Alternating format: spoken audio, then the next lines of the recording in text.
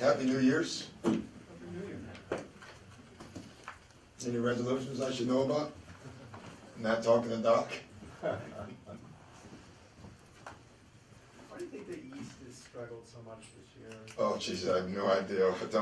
I really don't. No idea. You were part of it for so long. Did you see Maybe that's something it. at all? I'm out of it.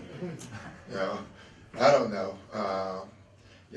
We did think certain teams would be really good this year. They just haven't turned out. We thought the Nets would be terrific. The Knicks, too, for that matter. And but both have had a lot of injuries, and so I don't know. It's a mystery. What has Steve done over there that's enabled them to succeed defensively the way they have? Well, he's really established their identity. He's got them to buy in. Same systems. If you look at, I always call it, you can say 6 degrees of Dick Harder in some ways if you really thought about it. Where Jeff Van Gundy, Stan Van Gundy, Steve, myself, Tom Thibodeau. It really is in a lot of ways, and you can see that's when you watch them, they're doing it. It's an impressive.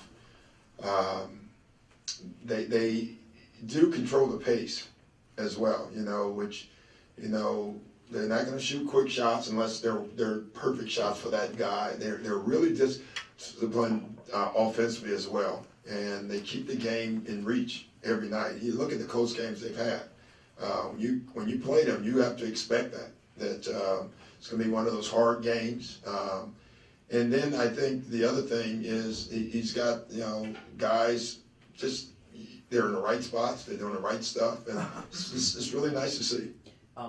You said that your team was forced to watch the film because you had watched it Twice. Yeah.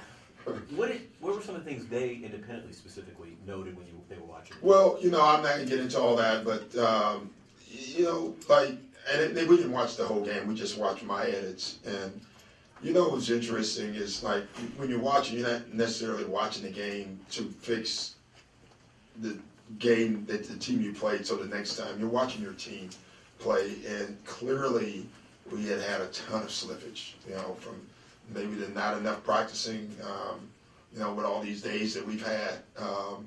And you could clearly see it. They could see it. I do think film's important. I think it can be overused, and I always worry about using it to make me feel better instead of teaching the players. Sometimes as a coach you get angry watching a film and say we're going to watch this, but there's no benefit from it sometimes.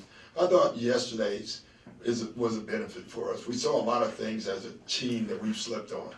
Our transition D to start with, which has been unbelievable, was horrendous the other night, as bad as it's been in a long time, and we were breaking a lot of habits, and then a lot of them came back in that game. So I thought it was a lot of stuff. Well, does that mean you're going to have more practices or more? No, I mean we're going to do the same stuff. It's always a balancing act. There's no if someone has a formula, can you please tell me? Because I don't know it. I don't think anyone knows it. You try to walk the right line, and sometimes you're on it, sometimes you're on the wrong side of it, and then you keep going back and forth. So, and that's what we'll do. You'll practice more and have less shoot-arounds. It's a balancing act, and I don't think anyone's gotten it right yet. Not perfect.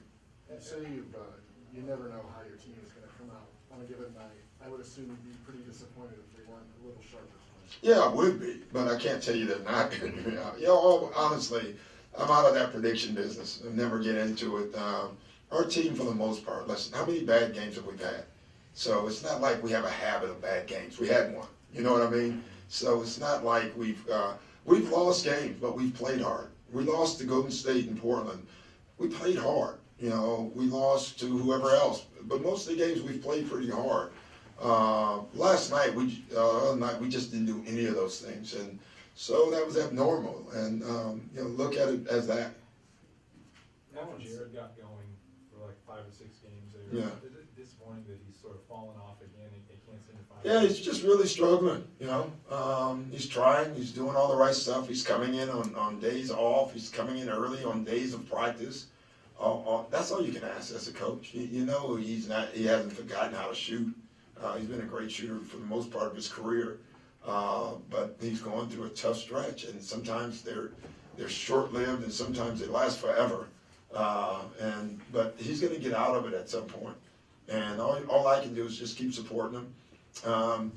And I get on him more about when it's affecting his overall game. And I think it, of late, it's done that. And that's what we have to keep him out of that, you know. But it's tough, it's no fun. You know, you guys do your jobs, it's no fun when you're not doing your job well, you know. I think you're doing it well. Mullins got off to a good start for them last year, then has sprained ankle, and then lost his spot in the starting lineup. How would you assess what you got from him? I haven't got much, you know, he's working at it every day. You know, but you can't get much out of a guy that you're not playing. You know what I mean? He's just not in the rotation right now. But I give him credit, he still works at it every day, and you know, I think at some point, at somewhere, he's gonna help us in a game or two, or maybe, you know, fight his way in a rotation, and that's what you hope for him. And as long as he keeps working at it, that's all you can ask. What does he have to do to get momentum? Well, there's guys in front of him that are playing well, you know, and so, you know, it's more of that. We've shortened our rotation. If we go to a longer rotation, then he has a better chance of playing. What have you seen from the Bobcats defense this season, and what sort of challenges do they present to your team's offense, which has been kind of uneven of late? Well, they're a good defensive team. They're one of the best in the league, if not the best, you know, numbers-wise. You know, they're not going to try to get up and force a lot of turnovers. I think the number one thing they do is get back on D. They use, you know, again, the same theories. They don't go to the offensive glass very often. They're all getting back, you know. And you see that even their bigs in the paint. And they've decided that they'll get more stops than points off of offensive rebounds, and it's played out for them. Thank you, guys.